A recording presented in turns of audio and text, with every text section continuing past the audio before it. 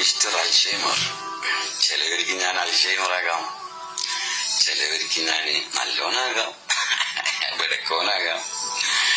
ആരോ ഒരാളൊരു കമന്റ് ഇട്ടിട്ടുണ്ടായി, എന്തായാലും എനിക്ക് പിരാന്താണ്, നീ എങ്ങനെയെല്ലാം ജീവിച്ച മനുഷ്യനാ, ഇപ്പൊ എന്താ ഇങ്ങനെ. ഞാൻ ചിന്തിച്ച്, കാരണം എന്റെ ശരീരത്തിൽ നിന്ന് മണ്ണ് മണക്കാൻ തുടങ്ങിയിട്ടുണ്ട്, മണ്ണ് മണക്കാൻ തുടങ്ങിയിട്ടുണ്ട്. പരോവിധി ചുമ്മായിട്ട് ചൊങ്കില് നടക്കുന്ന ശുചാത്ത് നാമുക്കുണ്ട് നാട്ടിലെ, കഥയെന്തെന്നറിവുണ്ടോ നാളെ കിടക്കുന്ന കബറെന്ന ഭയങ്കര വീട്ടിലെ. എന്റെ കൂട്ടുകാരി ഒരുപാട് അസ്സലാമു അലൈക്കും പറഞ്ഞു പോയി കേട്ടാ, ഒരുപാട് പേര് മണ്ണ് തിന്ന്. ഇപ്പൊ അടുത്ത് ഇൻഷാ അല്ലാഹ് നമ്മളങ്ങോട്ടേക്ക് തന്നെയാ, കാരണം മണ്ണിന്റെ മണം വരാൻ തുടങ്ങി. ഞാൻ ഇന്ന് നിങ്ങൾക്ക് നല്ലൊരു മരുന്ന് പറഞ്ഞു തരാം. ഈ രാന്താണെങ്കിൽ വിചാരിച്ചോളൂ, അതൊരു മൊഞ്ച. അതായത് രാത്രി നല്ല കടുപ്പത്തിലുള്ള കട്ടൻ കാപ്പി ആക്കുക, നമ്മളെ നാടൻ കാപ്പിപ്പൊടിയില്ലേ അതില്, എന്നിട്ട് പഞ്ചസാര ഇടണ്ട, 2 സ്പൂണ് ഒലിവ് ഓയിൽ അങ്ങ് ഒഴിച്ചിട്ട് കുടിക്കുക.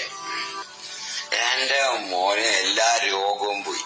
എന്ത് രോഗം പോയി? നമുക്ക് ഈ ശോചനം ക്ലിയർ ആയി കഴിഞ്ഞാലുണ്ടല്ലോ, ഗ്യാസ് ട്രബിള്, നടുവേദന, തലവേദന, നെഞ്ഞുവേദന, ഇങ്ങനെ പറയപ്പെടുന്ന എല്ലാ രോഗവും അങ്ങ് പോയി കിട്ടും.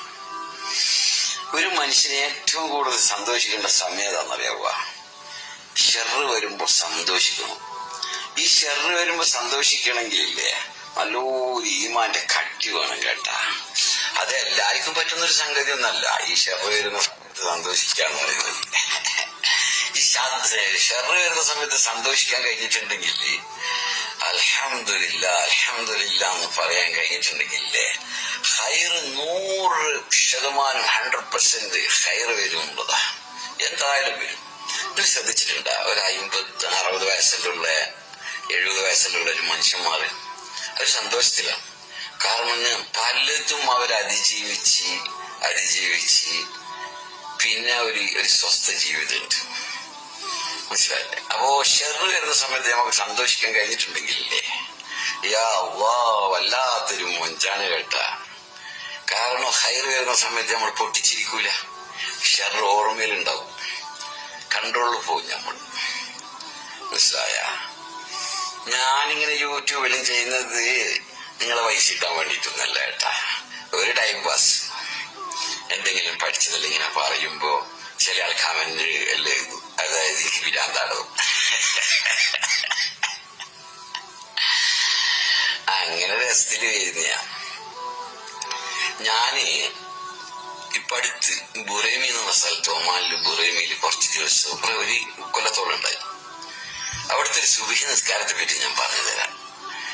ഒരു 4:30 മണിക്ക് എഴുന്നേറ്റ് കുളിച്ച് എന്നിട്ട് പള്ളിയിലേക്ക് പോകുമ്പോഴേക്ക് യാ അല്ലാഹ് ഒരു 5-6 സഫ് അറബികളും അഫ്ഗാനികളും പാകിസ്ഥാനികളും ഉണ്ടാവും.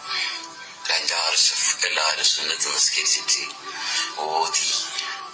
എന്നിട്ടുണ്ട് ഒരു സുബഹി നിസ്കാരം. സുബ്ഹാനല്ലാഹ്, ഒരു ബംഗ്ലാദേശിയായിരുന്നു.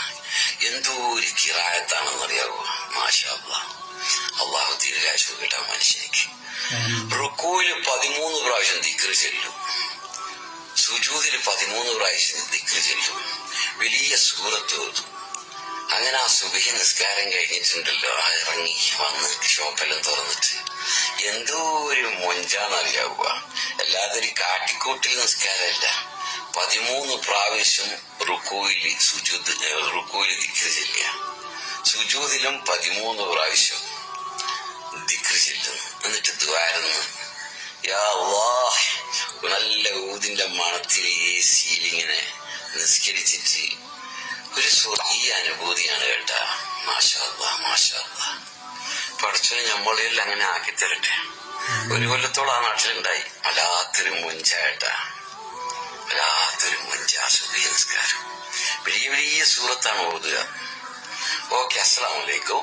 ബോറടിപ്പിക്കുന്നില്ല. ഇത് ഇസ്മായിൽ എന്ന് പറഞ്ഞ ഒരാളാണ്. ഇദ്ദേഹം ഈ ഡിസംബർ 31 നമ്മോട് വിട പറഞ്ഞ ഒരാളാണ്. മരണത്തിന് കുറച്ച് ദിവസങ്ങൾക്ക് മുമ്പ് വന്നൊരു വീഡിയോ ആണിത്. ഇത് ഇദ്ദേഹം പറയുന്നുണ്ട്, ഈ ശരീരത്തിൽ മണ്ണിൻ്റെ ഗന്ധം വരാൻ തുടങ്ങി. പിന്നെ അദ്ദേഹം പറയുന്നത്, എൻ്റെ സുഹൃത്തുക്കളെല്ലാം എന്നെ വിട്ട് പിരിഞ്ഞു പോയി, മരണപ്പെട്ടു പോയി, മണ്ണ് തിന്നുപോയി, അധികം താമസിയാതെ ഞങ്ങളും അങ്ങോട്ടാണെന്ന് പറയുന്നുണ്ട് അദ്ദേഹം. അതെല്ലാം ഒരു അറം പറ്റുന്ന വാക്കാണ്. അദ്ദേഹത്തിലെ ഒരു പാട്ടും പാടുന്നു, ആ മരണത്തെക്കുറിച്ചുള്ളൊരു പാട്ട്. അള്ളാഹു ചില ആളുകൾക്ക് മരണം അടുത്തെത്തുമ്പോൾ പലതും തോന്നിപ്പിക്കും, പലതും പറയാനും പലതും ചെയ്യാനൊക്കെ തോന്നിപ്പിക്കും. അതേമാതിരത്തെ ഒരാളാണ് ഇദ്ദേഹം.